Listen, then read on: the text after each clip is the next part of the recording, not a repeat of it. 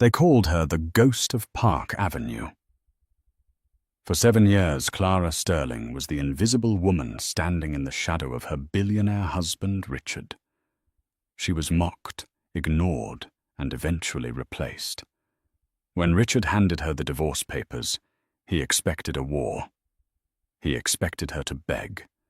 Instead, she signed them quietly, packed a single bag, and vanished into the night. Richard thought he had won. He thought she was nobody. But 3 months later, when the engines of a Gulfstream G650 screamed over the tarmac at the year's biggest gala, Richard realized he hadn't just lost a wife, he had unleashed a rival. This is the story of how the woman he discarded returned to destroy him. The silence in the penthouse at 432 Park Avenue was expensive. It was the kind of silence that cost $50 million to curate soundproofed glass overlooking Central Park, plush velvet carpets that swallowed footsteps, and an air filtration system that made the atmosphere feel thin, almost sterile. Clara sat at the edge of the mahogany dining table, her hands folded in her lap. The dinner had been over for an hour, but the guests were still lingering in the cigar lounge. She could hear the low rumble of their laughter, specifically the baritone boom of her husband, Richard Sterling, the CEO of Sterling Dynamics. The acquisition of the Kensington Group is all but now done. Richard's voice drifted out, laced with the arrogance that had once charmed her, but now felt like a heavy stone on her chest. Old man Kensington doesn't have the stomach for a fight. I'll bleed him dry by Q3. And your wife? Another voice asked. It was Preston Wells Richards, CFO, and long-time enabler. She okay with you missing her birthday for the Tokyo summit next week? Clara flinched. Today was her birthday. Richard laughed, a sharp, dismissive sound. Clara. She doesn't care about that stuff. She's low maintenance. Honestly, I don't think she'd notice if I was gone for a month. She's happy with her garden and her charity luncheons. As long as the credit card works, Clara is fine. The men chuckled. The sound was like sandpaper against Clara's skin. It wasn't the first time he had dismissed her. For 7 years, Clara had been the perfect accessory. She was the sterling ornament. She organized the galas, she managed the household staff, she remembered the names of every board member's wife and children. When Richard's mother, the formidable Agatha Sterling, had fallen ill with dementia, it was Clara who sat by her bedside at Mount Sinai Hospital for weeks, holding her hand while Richard was too busy closing deals in Davos. But to Richard, she was furniture, pretty silent and easily ignored.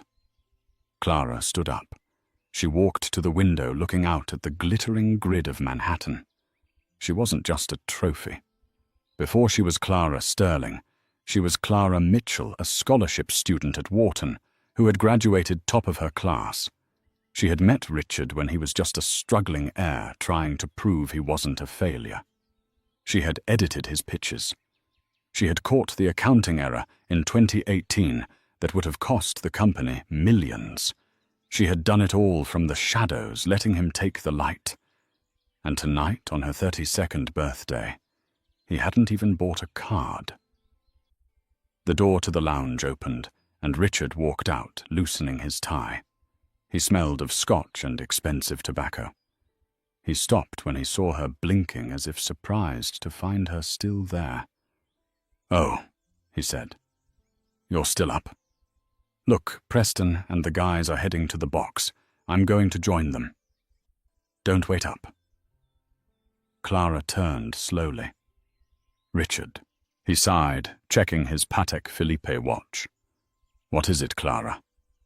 "Make it quick." "There's an envelope on your desk," she said softly. "What a bill. Just pay it." "No," she said. "It's the papers you asked Whitmore and Associates to draft last year. The ones you thought I didn't find." Richard froze. The air in the room shifted. He had threatened divorce a year ago during a heated argument, claiming he needed a wife with more fire, someone like the scandalous socialite Isabella Vance, though he never admitted it out loud. He had the papers drawn up to scare her, to keep her in line. "I signed them," Clara said. Her voice didn't shake.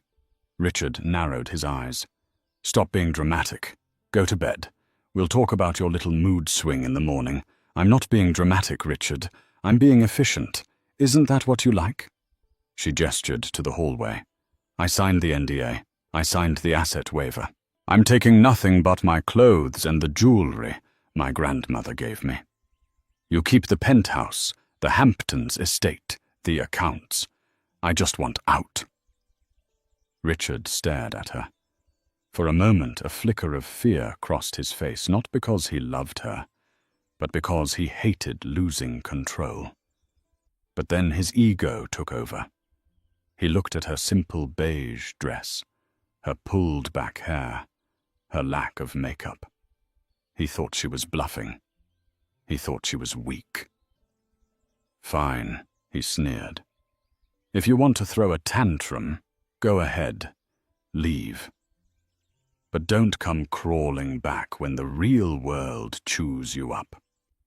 You've been living in a bubble, Clara. You won't last a week without the Sterling name." "I guess we'll see," she whispered. She picked up a small carry-on bag from the floor. She walked past him, smelling the stale scotch on his breath one last time. She didn't look back. She took the private elevator down to the lobby, nodded to the doorman. Henry, who looked at her with sad, knowing eyes, and stepped out into the cold November night. She hailed a yellow cab, not a private car. "Where to?" Lady the driver asked. Clara looked at the towering skyscraper one last time, the place where she had lost herself piece by piece. "Teterboro Airport," she said. "The private terminal." The driver raised an eyebrow, but hit the meter. Clara reached into her pocket and pulled out a burner phone. She dialed a number she hadn't used in 10 years. It rang once. "It's done," she said into the phone. "I'm coming home, Arthur." The first week without Clara was for Richard Sterling a celebration. He felt lighter. He told Preston and the board that the divorce was mutual and amicable, painting Clara as a woman who simply couldn't handle the pressure of his high-octane lifestyle. He moved Isabella, a stunning raven-haired model with a taste for drama and diamonds, into the penthouse 3 days later. Isabella was everything Clara wasn't. She was loud, she was demanding, and she looked incredible on his arm at the New York City Ballet Gala. The tabloids ate it up. Sterling's new flame. The upgrade of the century read the headline of the New York Post. Richard felt invincible, but the cracks started to show in the mundane, quiet moments. It started with the coffee. Richard sat at his breakfast table, barking into his phone. "Where is my espresso? It tastes like sludge." The new housekeeper, a terrified woman named Maria, trembled. "I made it exactly as the machine said." "Sir."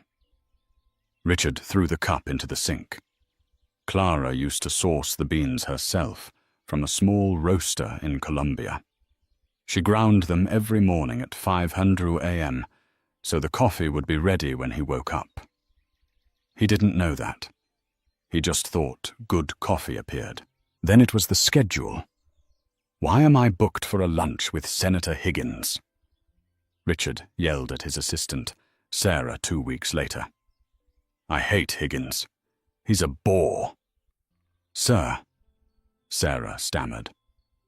"Mrs. Sterling, I mean Clara, always handled the senator. She knew exactly what to say to get his vote on the zoning laws without you actually having to meet him.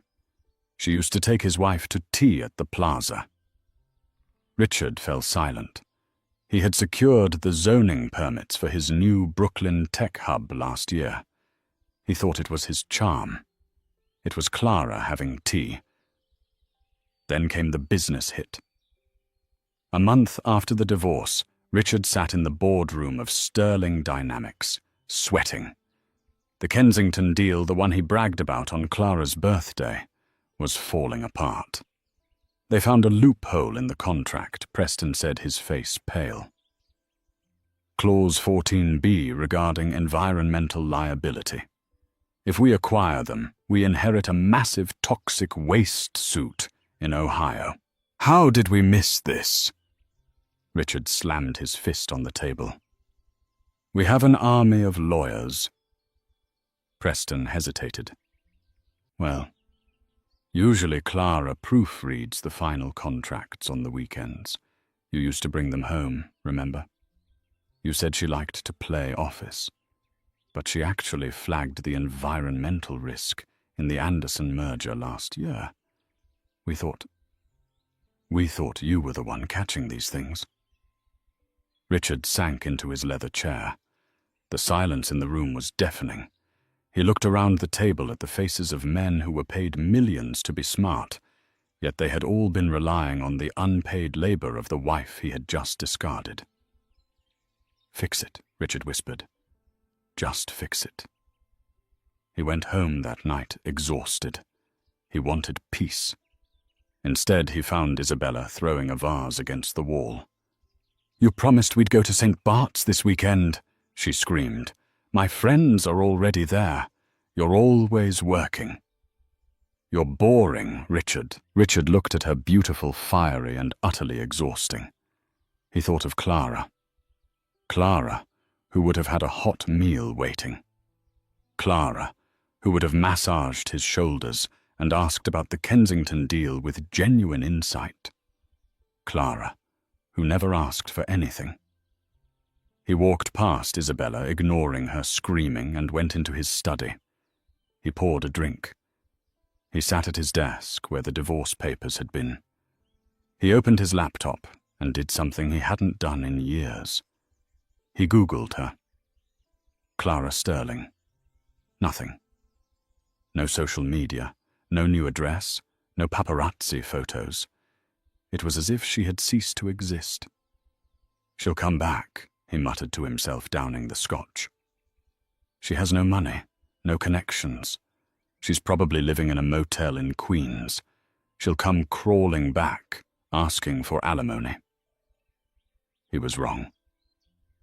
At that very moment, 3,000 miles away, in a sprawling vineyard estate in Napa Valley, Clara was not crying in a motel. She was standing on a balcony, overlooking rows of grapes that glowed golden in the sunset. She was wearing a silk robe that cost more than Richard's car, and she wasn't alone. A man with silver hair and a kind, sharp face walked up behind her. He handed her a glass of wine. This was Arthur Pendleton, the reclusive billionaire owner of Pendleton Global, a man who had been Richard Sterling's fiercest rival until he retired 5 years ago. The jet is fueled, Clara, Arthur said softly. We fly to New York tomorrow. Are you ready? Clara took a sip of the wine. Her eyes were no longer soft and submissive. They were cold, clear, and focused. I'm not just ready. Arthur, she said, a small, dangerous smile playing on her lips. I'm overdue. She turned to look at the man who had been her late father's best friend, the man who had secretly paid for her education, the man who knew her worth. Richard thinks he runs New York, Clara said. Let's go show him who really built his throne. The air in Napa Valley was different from New York. It didn't smell of exhaust and ambition. It smelled of damp earth and old money. For the first 2 weeks at Arthur Pendleton's estate, Clara did nothing but sleep. 7 years of cortisol, 7 years of walking on eggshells, 7 years of suppressing her own brilliance to stroke Richard's fragile ego. It had all taken a physical toll. She slept for 14 hours a day, waking only to eat the simple meals prepared by Arthur's chef, Jean-Luc. Arthur left her alone. He knew that before you could build a weapon, you had to forge the steel, and the steel needed to cool. On the morning of the 15th day, Clara walked into Arthur's library. It was a massive room, lined with first editions and maps of the world. Arthur was sitting by the fire, reading the Wall Street Journal. "I'm done sleeping," Clara said. Her voice was raspy but steady. Arthur lowered the paper. He looked at her. She was wearing a simple pair of jeans and a white linen shirt, but her posture had changed. The slump of the submissive wife was gone. She stood with her weight evenly distributed, her chin up. "Good," Arthur said, "because Richard's stock dropped for yesterday. The Kensington deal is leaking oil just like you predicted. He's panicked. He fired his chief legal officer yesterday." Clara walked over to the desk and picked up a tablet. She scrolled through the market data with a speed and fluency that would have shocked Richard. "He fired Matthews." Clara scoffed. Matthews was the only one holding the compliance department together. Richard is cutting off his arm to save a finger. He's going to try to pivot to the Asian tech market to cover the loss. Arthur raised an eyebrow. "How do you know?" "Because that's what he did in 2019 when the European merger failed. He's predictable. Arthur, he thinks he's a visionary, but he plays from a playbook I wrote for him 5 years ago." Arthur stood up and walked to a wall covered in a velvet curtain. He pulled a cord, revealing a massive whiteboard filled with schematics, flowcharts, and corporate structures. "Then let's write a new playbook," Arthur said. "My company, Pendleton Global, has been dormant in the public eye since I retired. People think I'm an old man growing grapes. They don't know I've been liquidating assets to build a war chest." He handed Clara a marker. "I have the capital," Arthur said, "but I'm too old for the dogfight. I need a CEO. I need someone who knows Richard's weaknesses better than he knows them himself. I need someone the street won't see coming." Clara looked at the board. She saw the structure of a new shell company, Aurelius Capital. "You want me to run it?" Clara asked. "I want you to be it," Arthur corrected. "Clara Sterling is dead. She was a mouse. I want you to become the predator." The next 2 months were a blur of intensity. This wasn't a makeover montage of shopping bags and spa days, though that happened too. This was a boot camp for corporate warfare. Clara spent her mornings with Elias Thorne, a crisis PR manager who had salvaged the reputations of senators and royalty. He taught her how to speak in sound bites, how to hold a room with silence, how to use her eyes to intimidate. "You have a habit of looking down when you finish a sentence," Elias scolded her one afternoon. "It's a submission signal. Stop it. When you finish speaking, you look them dead in the eye and dare them to interrupt." Her afternoons were spent with Kenji Sato, a forensic accountant who flew in from Tokyo. Together, they dissected Richard's emperor. They found the shell companies in the Cayman Islands Richard used to hide debt. They found the inflated asset reports. They found the leverage points. "He's overextended," Clara said one evening, circling a number in red. "He leveraged the Park Avenue penthouse against the Brooklyn tech hub. If the tech hub gets delayed by zoning issues, he defaults on his personal loans. And who controls the zoning board in Brooklyn now?" Arthur asked, sipping an espresso. Clara smiled. It was a cold smile.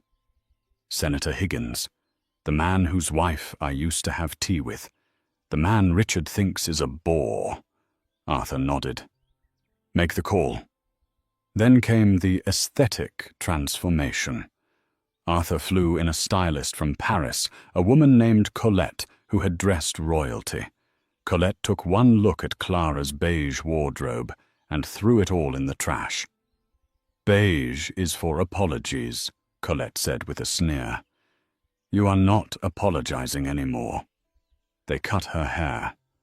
The long, wavy locks that Richard liked, because they made her look sweet, were chopped into a sharp, asymmetrical bob that framed her jawline like a blade. They dyed it a shade darker, a rich espresso color that made her green eyes pop with startling intensity. She traded the flowy skirts for tailored power suits by Tom Ford and Alexander McQueen. Sharp shoulders, clinched waists, stilettos that clicked on the floor like gunshots. By month 3, Clara looked in the mirror and didn't recognize the woman staring back. The ghost was gone. In her place was a woman who looked expensive, dangerous, and completely untouchable. "You're ready," Arthur said, standing behind her reflection. "For what?" Clara asked. "The Metropolitan Winter Charity Ball is this weekend," Arthur said. "It's the biggest event of the New York season. Every shark, every hedge fund manager, every rival will be there. Richard is the guest of honor. He's planning to announce his new IPO." Clara turned around. "He won't be expecting us." "No." Arthur grinned. "He thinks you're gone. He thinks I'm retired. We're going to walk into his house, drink his champagne, and announce the launch of Aurelius Capital." Clara picked up her new phone, a sleek encrypted device. "Let's fuel the jet." Arthur. The Metropolitan Winter Charity Ball was the kind of event where the air conditioning smelled like expensive perfume, and the flowers cost more than a mid-sized sedan. Held at a historic mansion on Fifth Avenue, the red carpet was a gauntlet of blinding flashbulbs and screaming paparazzi. Inside, the mood was tense. The financial world was jittery. Rumors were swirling about a new player in the market, a company called Aurelius that had been quietly buying up tech stocks, but no one knew who was behind it. Richard Sterling stood near the ice sculpture, swirling his martini. He looked tired. The bags under his eyes were visible, even through the heavy concealer his makeup artist had applied. Next to him, Isabella was complaining. She was wearing a dress that was too loud a neon pink concoction, with feathers that shed every time she moved. "Richard, stop looking at your phone," Isabella whined, hanging off his arm. "The photographers are over there. We need to look happy." "I am happy," Richard snapped, checking his stock ticker. I have a bad feeling." The zoning permit for Brooklyn was denied this morning. Higgins blocked it. "Who cares about Brooklyn?" Isabella rolled her eyes. "Look, there's Anna Wintour. Introduce me." Richard sighed. He missed Clara. He missed how she used to stand silently by his side, handing him water, whispering the names of people he forgot, smoothing over his rough edges. Isabella was a jagged edge that cut him every time he moved. "Ladies and gentlemen," the announcer's voice boomed over the speakers, "please clear the main entrance. We have a late arrival." Richard checked his watch. It was 9:30 p.m. Everyone who mattered was already here. Who would dare arrive this late? Probably some reality TV star trying to get attention. Richard muttered to Preston Wells. But then the room changed. It started as a murmur near the door, a ripple of sound that spread through the crowd like a wave. Then the hush fell. The heavy oak doors swung open. The first thing people noticed was Arthur Pendleton. The silver-haired lion of Wall Street hadn't been seen at a gala in 5 years. His presence alone was a headline. He walked with a cane, Not because he needed it, but because it looked regal. He wore a tuxedo that fit perfectly. But no one was looking at Arthur. They were looking at the woman on his arm. She was wearing a dress of liquid velvet, a deep blood-red crimson that absorbed the light. It was backless, structured, and daring with a slit that ran up her thigh. Around her neck sat the Pendleton diamonds, a necklace worth $6 million that hadn't been worn since Arthur's late wife died 20 years ago. Her hair was sharp, her makeup was flawless. Her face was a mask of cool, amused indifference. The photographers went feral. The flashes were so intense, it looked like a lightning storm had trapped itself in the foyer. "Who is that? Is that a model? Wait, is that—" Richard squinted. He felt a strange buzzing in his ears. The woman walked with a stride he didn't recognize, confident, predatory. She didn't look down. She looked straight ahead, scanning the room as if she owned the building. She stopped at the top of the grand staircase. She looked down at the crowd. Her eyes locked onto Richard. The glass slipped from Richard's hand. It shattered on the marble floor, the sound echoing in the sudden silence. "Clara," he whispered. Isabella looked at him, then at the woman. "Who is Clara?" "That's your ex-wife." The mouse. Clara began to descend the stairs. She didn't hold the rail. She moved like royalty. Arthur walked beside her, a proud smirk on his face. The crowd parted. It wasn't polite. It was instinctual. People moved out of her way, like water parting for a shark. She walked straight toward Richard. Richard's heart hammered against his ribs. He expected her to look tired. He expected her to look sad. He expected her to look like the woman he threw away. Instead, she looked like a goddess of vengeance. She stopped 2 feet in front of him. The smell of her perfume, santal and black rose, hit him. It was intoxicating and unfamiliar. "Hello, Richard," she said. Her voice was lower, smoother than he remembered. "Clara." Richard stammered. You look expensive," she finished for him. A small, cruel smile touched her lips. "I suppose freedom suits me." Isabella stepped forward, sensing a threat. "Well, look who decided to show up. Did you spend your alimony on a rental dress, sweetie?" The room went deadly silent. Everyone waited for the catfight. Clara didn't even look at Isabella. She didn't turn her head. She didn't blink. She simply kept her eyes on Richard, rendering Isabella completely invisible. It was the ultimate power move. "Richard," Clara said, ignoring the woman entirely. "I heard about the zoning issue in Brooklyn. Terrible luck. Senator Higgins can be so particular." Richard paled. "How do you know about that?" "It happened this morning." "I know," Clara said. "I was having breakfast with him." Richard felt the blood drain from his face. "You?" "What?" "Oh, and the Kensington deal." Clara continued, her voice light and conversational, as if discussing the weather. "I wouldn't count on that closing.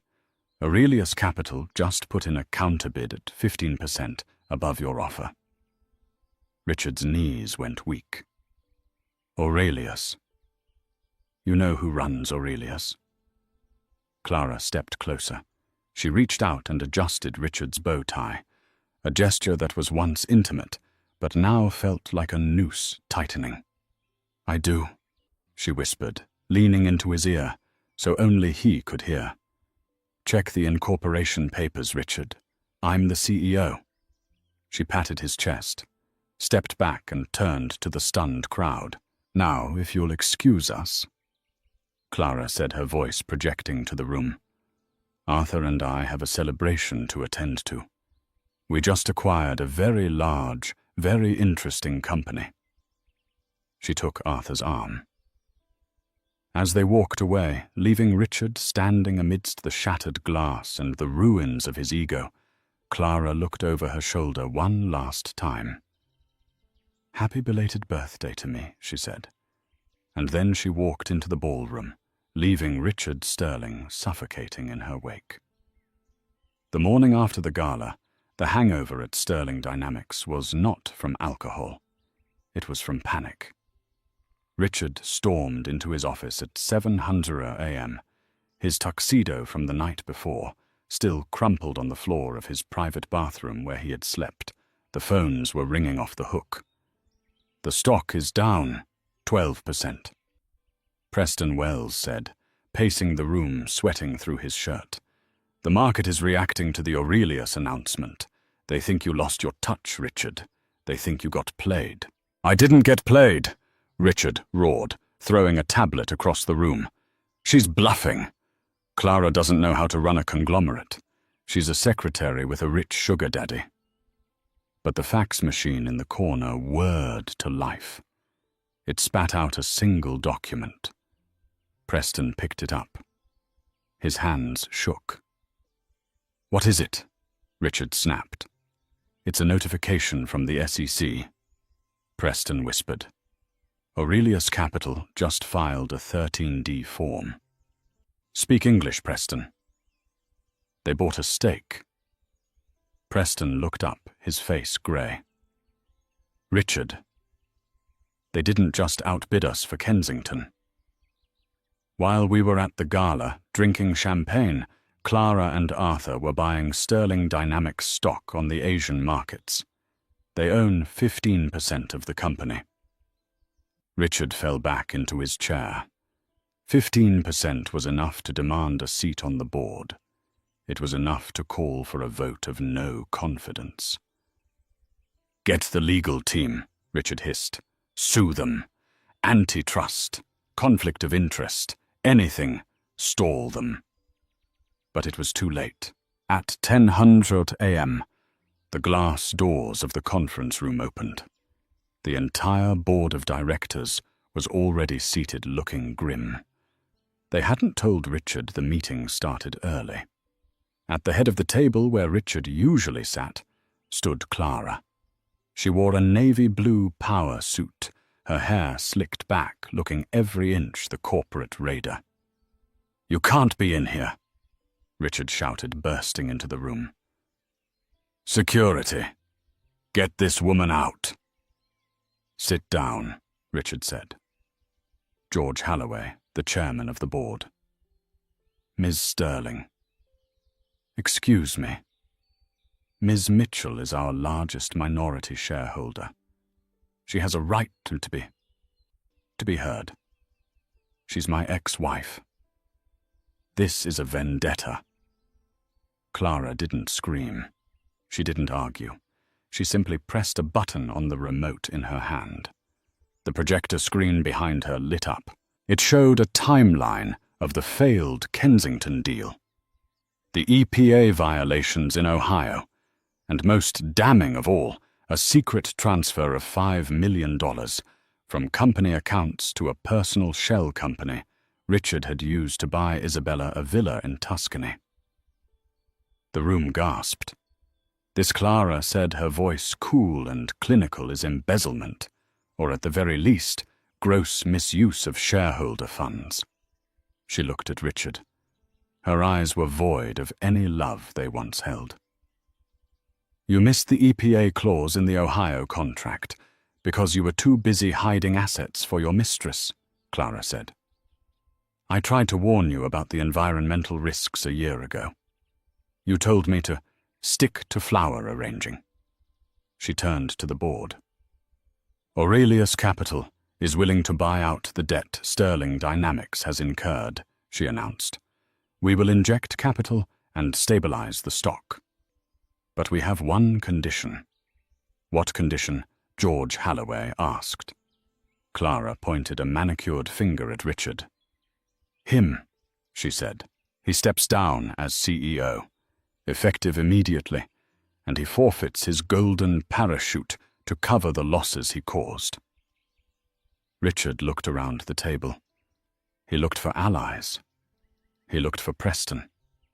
But Preston was staring at his shoes. George Halloway was nodding slowly. They were cutting him loose. "You can't do this," Richard whispered. "I built this company." "No, Richard," Clara said, closing her folder. "Your father built it. I maintained it. You just spent it." By 2:00 p.m., Richard Sterling was escorted out of his own building by security. He stood on the sidewalk of Wall Street, holding a cardboard box containing a framed photo of himself and a stapler. It was a humiliation so complete, so public, that he felt numb. He couldn't go to the Hamptons. The company jet was grounded. He hailed a cab and went to the penthouse. He needed comfort. He needed Isabella. He needed someone to tell him he was still a king.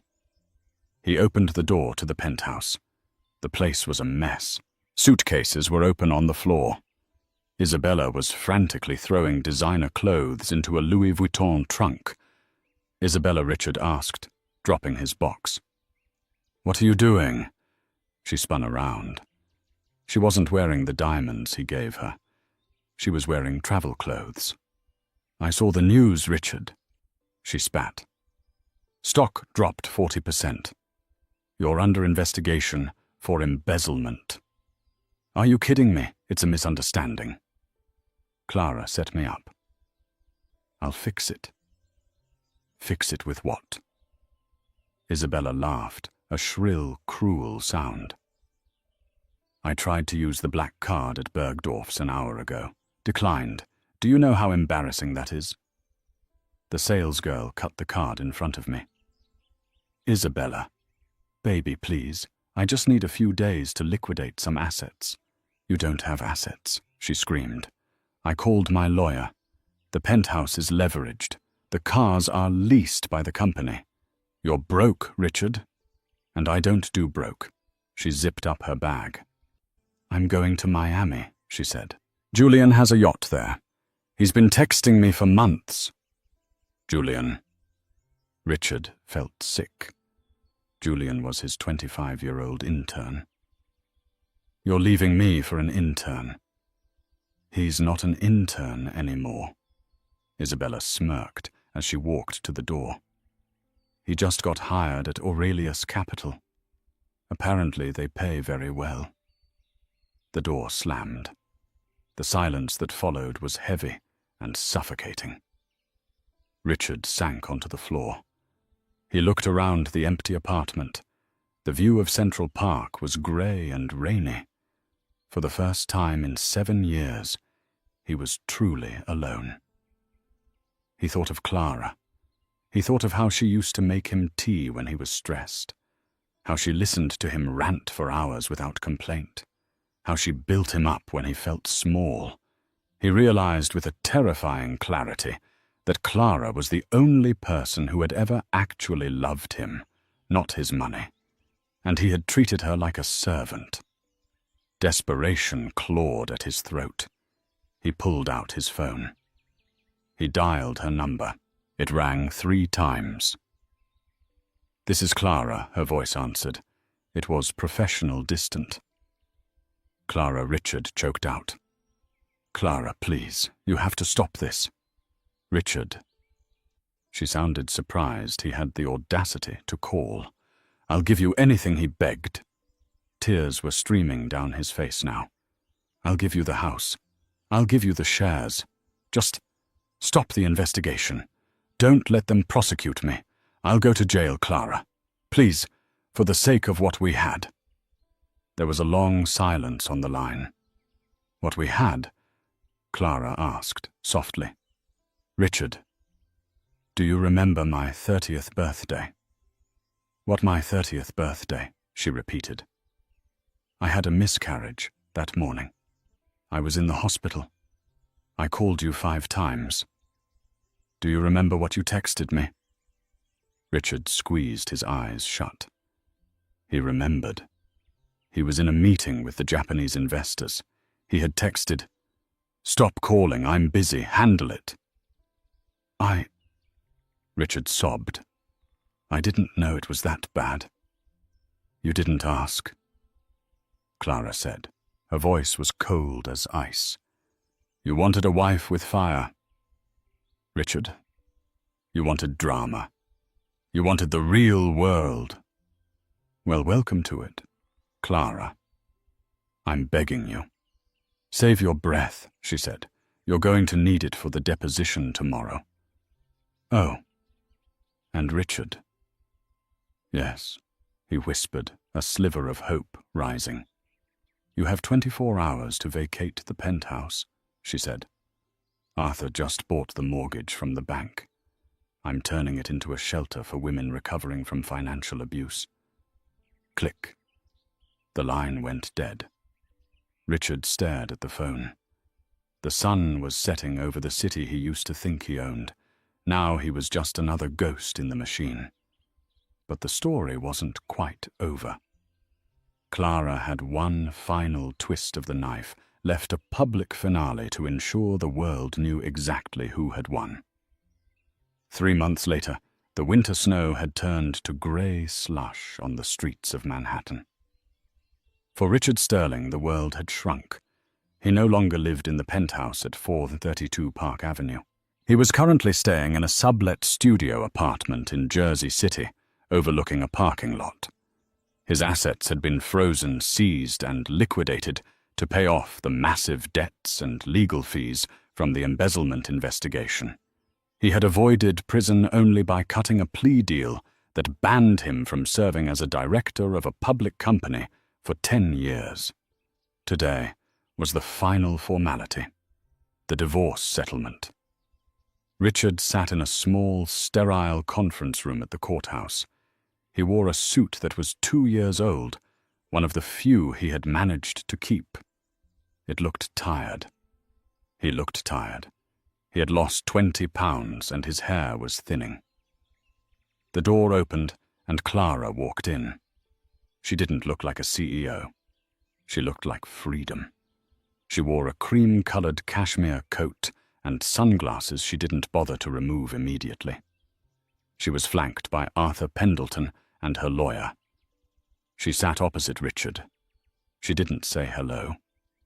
She just slid a folder across the table. "Sign here."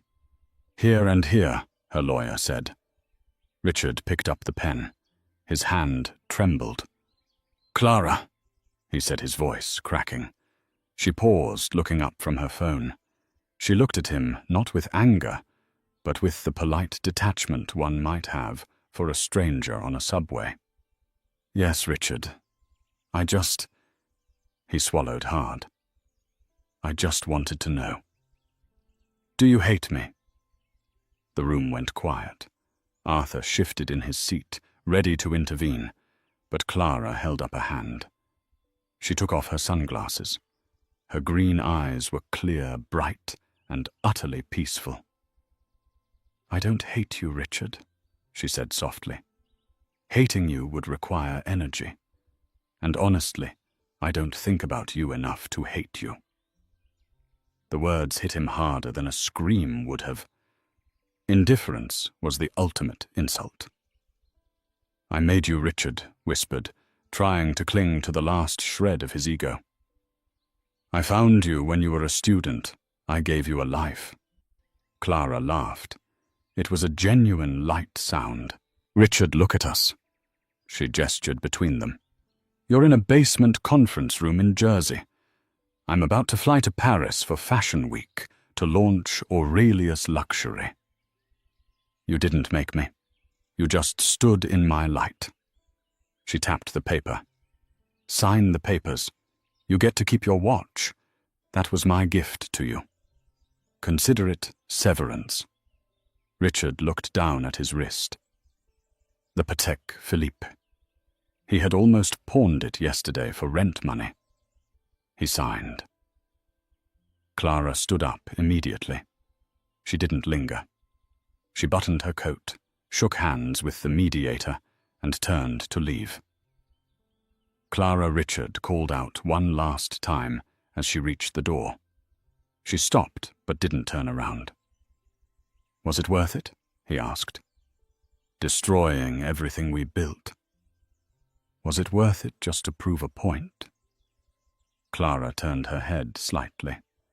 A small smile played on her lips. "I didn't destroy anything, Richard," she said. "I just took back what was mine. And yes, it was worth every single penny." She walked out. Richard sat alone in the silence.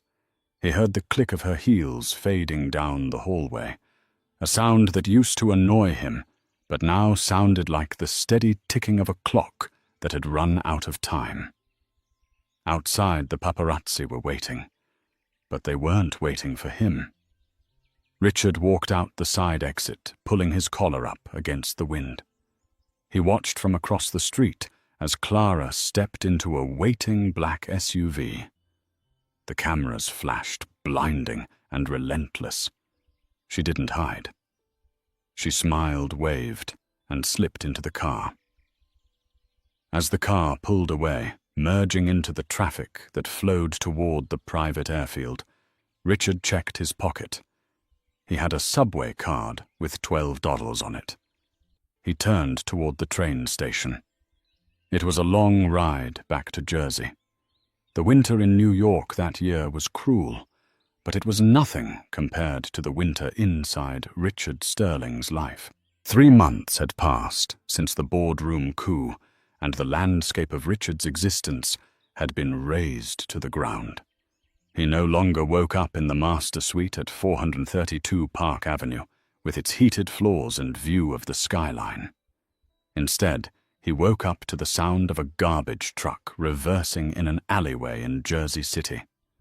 He was living in a sublet studio above a laundromat. The radiator clanked and hissed like a dying animal, and the windows were drafty enough to let in the smell of exhaust and fried food.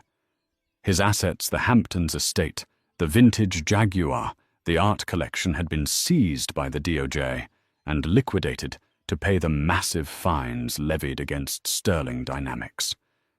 He had avoided prison only by the skin of his teeth, cutting a plea deal that stripped him of his voting rights and banned him from serving on any public board for the next decade. Richard sat on the edge of his sagging mattress, buttoning his shirt. It was a Brioni suit, one of the few things he had managed to salvage before the marshals locked him out of the penthouse. Once it had made him look like a titan. Now it hung loosely on his frame. He had lost 20 pounds. His face was gaunt, the skin grey and papery from stress and cheap takeout. He checked his reflection in the cracked bathroom mirror. He tried to summon the arrogant sneer that used to terrify junior executives. It didn't work.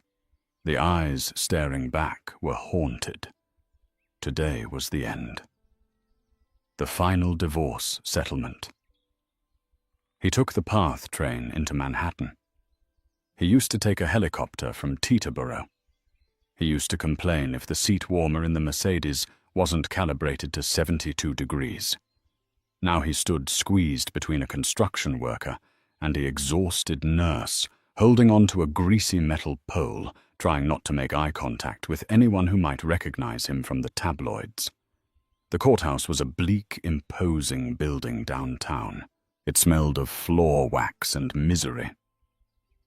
Richard met his lawyer in the hallway, a court-appointed attorney named Mr. Henderson, who had coffee stains on his tie and looked like he hadn't slept in a week. "She's already inside," Henderson said, checking his watch. "Let's make this quick, Mr. Sterling. I have an arraignment at noon." Richard nodded, his throat tight. He pushed open the heavy oak doors of Conference Room B. The room was small, lit by buzzing fluorescent lights that cast a sickly pallor over everything. But in the center of the room, sitting on a metal folding chair, as if it were a throne, was Clara. If Richard looked like a ghost, Clara looked like she was fed on the blood of stars. She was wearing a coat of cream-colored cashmere that looked soft enough to melt. Underneath, a tailored dress of charcoal wool hugged her frame. Her hair, the sharp bob that had signaled her transformation, was perfectly styled. She was typing on her phone, her fingers moving with a rapid, rhythmic precision. She didn't look up when he entered. Flanking her were two men.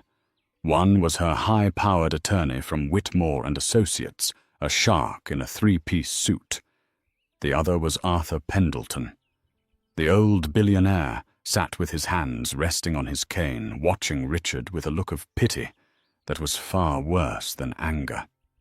Richard pulled out a chair and sat down. The metal scraped loudly against the linoleum floor. "Clara," Richard said. His voice sounded rusty.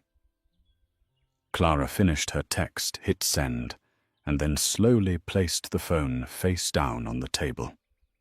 She looked at him. Her green eyes were hidden behind oversized designer sunglasses. "Richard," she acknowledged. Her tone was neutral. It wasn't angry. It wasn't sad. It was the tone one uses for a telemarketer. "Shall we proceed?" Her lawyer interjected, opening a thick binder. "We have the final addendums here."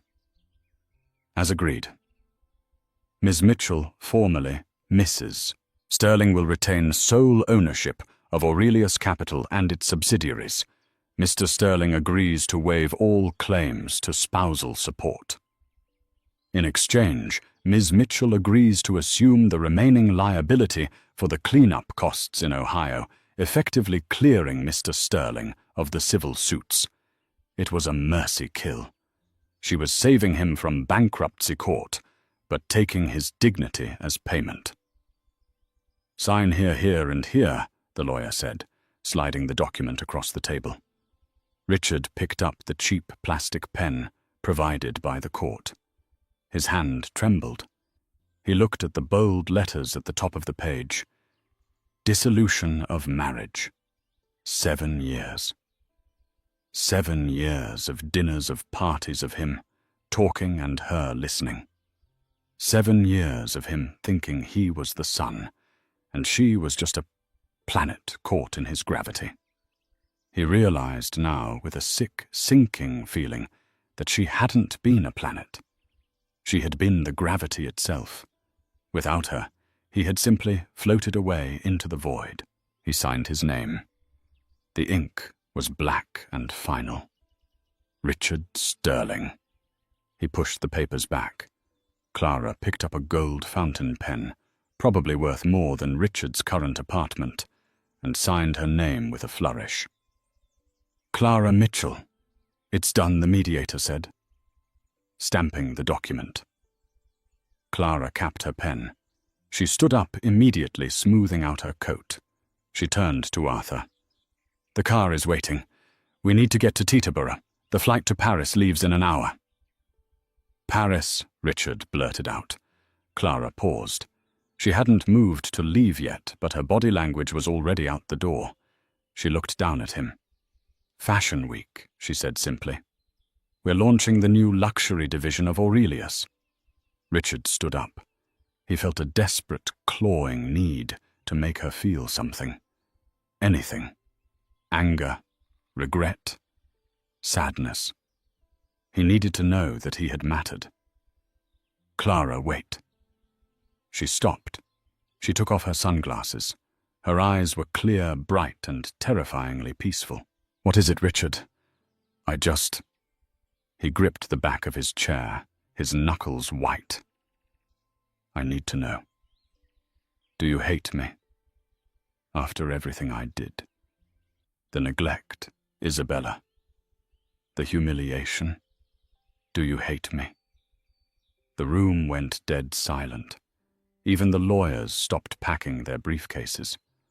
Arthur watched Clara closely. Clara looked at Richard.